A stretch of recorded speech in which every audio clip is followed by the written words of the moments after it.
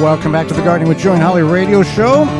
You want to check out those sponsors, you can go to our parent website, thewisconsinvegetablegardener.com, underneath the Season 9 tab, and coupon codes are available under the Money tab at the top of the page. Talking about money, coupon codes from our sponsors help you save in your growing season.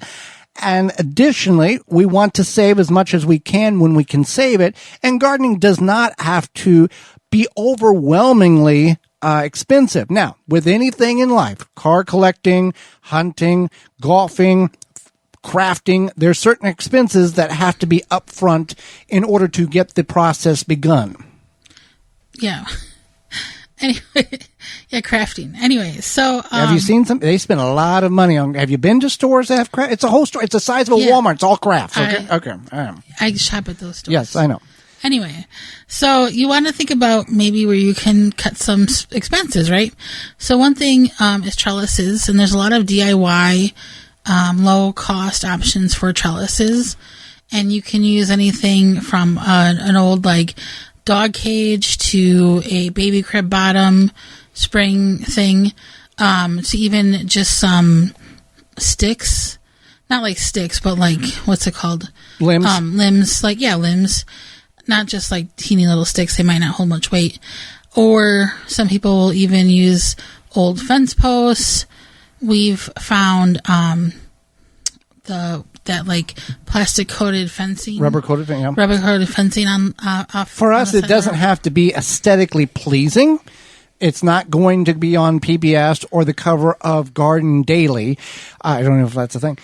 It needs to be functional, and it doesn't. Functionality is the main purpose, and you don't have it. Cheap doesn't mean bad gardening. No, it doesn't mean bad gardening. It means that you are resourceful. Yes. You would be amazed if you've never done this. Do this without your kids. If you have kids, don't take them on the first run. You or your spouse or both of you go together and figure out when junk day is in your area. You will be amazed at the things that are setting out that people throw away.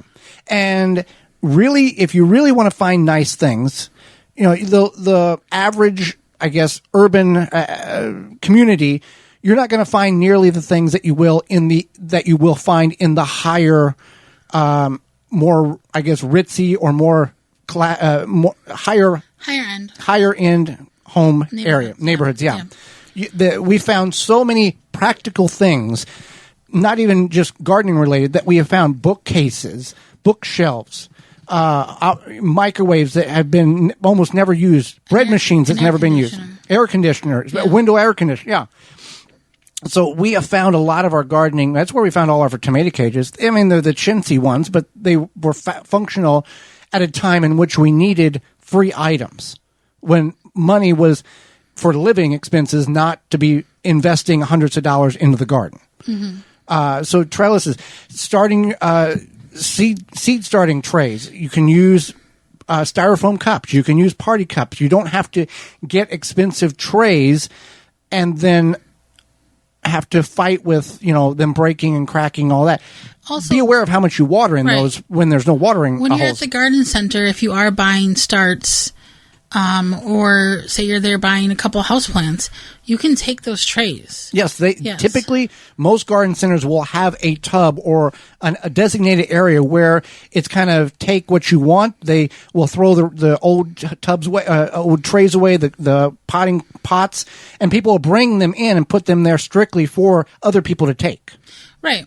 And you can even ask, if you're not sure, you can ask. And most of the time, they're just putting them in a dumpster anyway. Yeah, and they're happy to see them gone. Yeah. And they will last year and year and year after year. Right. So, and let's talk about saving seeds. That's a way in which you can save money, too. Now, not all seeds can be saved. Organic, hybrid seeds can be saved. Heirloom and organic can be. Yeah. Hybrid, yes, you can save a hybrid tomato. Yes, you're going to get a tomato next year, but because it might not be, it won't be the same. Right. The same whatever. Because of the way the seeds are cross-pollinated in order to get certain traits. If you save, for example, an early girl that's a hybrid, you're not going to get an early girl. You'll get some sort of dominant component of how that early girl is crossbred. So you can save the seeds of hybrids, but it's just not going to. It may be a fun experiment. It would be fun. Hey, I had an early girl save the seed. Now I get like a yellowish tomato and go that route. Making your own compost. Now, we all can never make enough compost. We don't have that capabilities. Many of us don't have the capabilities to make yards and cubic yards and dump truck fulls of compost. We make what we can make in the space we have allowed. So we can use our chemical-free, seed-free grass clippings. We can use leaves, simply just drape them on there, cover them on your growing area in the fall, and they will break down and be completely gone by June or July. I mean, when I say cover them, I mean like 3-foot high windrows of leaves.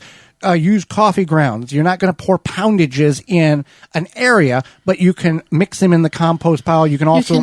You can get these coffee grounds from your local coffee shop. You can just call ahead of time. It doesn't have to be a chain. It could be just like a local coffee shop and say, hey, can I come get some coffee grounds from you? And sometimes they set them aside, but sometimes they'll ask you to bring a bucket, and then you bring the bucket, and then they'll either call you or they'll say, come back in a couple days, whatever. And it's not just the coffee grounds, it's the filters too, which is all biodegradable. Yeah. It's perfectly fine to work that in. The filter is biodegraded super fast. Yeah. What's a windrow? A windrow is, in agriculture, it's whenever the hay is cut and then they roll it together in order to get the wind to work through it in order to dry it better than having it try to dry flat on the surface of the field. I know what a windrow looks like, but I didn't know why it was called that. Yeah, it's to allow the wind to work through it to dry because if you bale up wet grasses, they can begin to mold. And if you bale wet grasses in the round bales or the square bale and you put them in a barn, they will combust and burn the barn down. They will get so hot, they will start composting. Wow. And a lot of farms, people who aren't aware or aren't as meticulous about that, we've had to pull whole barns of hay out because it was starting to get too warm, and then we had to let it set out for a couple of days to dry, and then put them all back in and have fans circulate in the air. Wow. All right, so let's talk about this. Bonus fact. Bonus fact.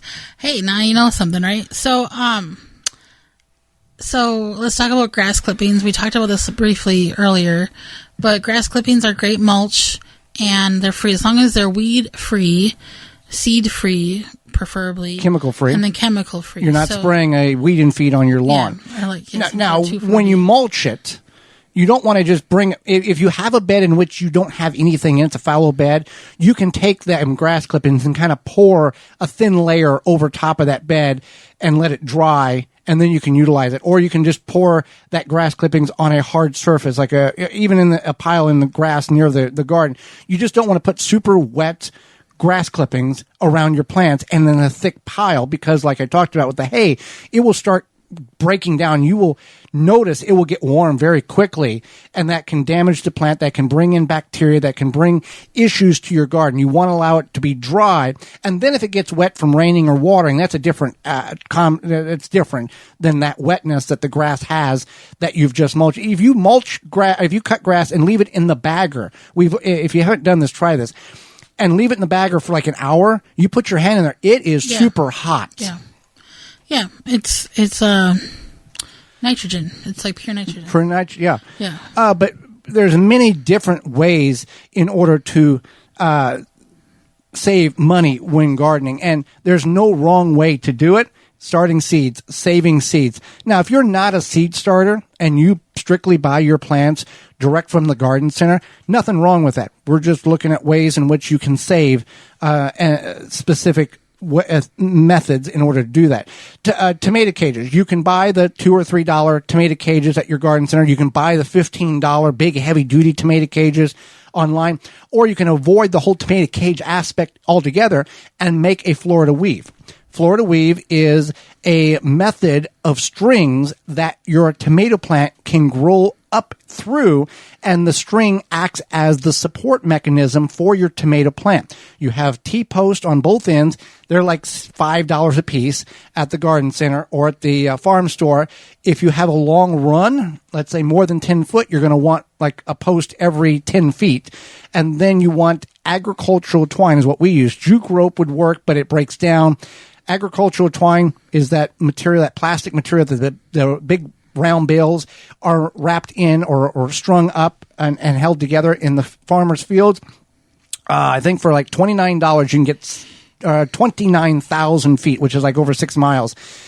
And you run your string back and forth 2 runs per every 15 inches. And then as the plant grows, you can pull those strings apart, help the plant get up through that. And then the limbs of the tomato plant will hang on the strings. And you can pack a lot more tomatoes in that small area than you could with cages. Cages, you recommended every 2 to 4 feet based on your space. You can go with we've done it 18 inches with a Florida weave and pack the tomatoes in 18 inches, every 18 inches rather than every 2 foot or every 3 foot. And we have an irrigation system on. That's another seed or money saving thing is invest in a water mechanism. Yeah. And then also, or like a rain barrel, but also maybe using your space a little bit more wisely. You don't always want to pack things on top of each other, but something like tomatoes, you can space them apart a little bit closer together. Yeah, rain barrel for hand watering, and the drip irrigation or irrigation system you invest in is going to have to be run off some type of pressurized mechanism, either municipal water or a well, in order to push the water through the system. And unless you have a system set up in your rain barrel where you can pump the water and you have a lot of water in storage, otherwise you're going to run out pretty quick. Well, soon it will be warming up. We're getting close. There's certain places, not quite yet, but we're getting there. When it warms up, you're going to be fighting those Japanese beetles and grubs, but there's a way to avoid that. Yeah, spring pretty much here. It's time to start thinking about controlling beetles and grubs in your yard. I'm sure you remember, your coworkers or your neighbors or whoever talking about those silly Japanese beetles. Grub Gone can be applied. It is the choice here. Grub Gone can be applied to your turf, in your garden, or around ornamentals to control the grubs to lessen the impact that those beetles will have on your yard this summer. Easy to apply with a commercial spreader or irrigate it right in the soil. It is specifically designed to target the beetle invaders without harming beneficial insects like bees, butterflies, and ladybugs. And to be honest, it's the only non-chemical that works. You can find out more at phyllombioproducts.com. That's PHYLLOM bioproducts.com. Or grubgone.com.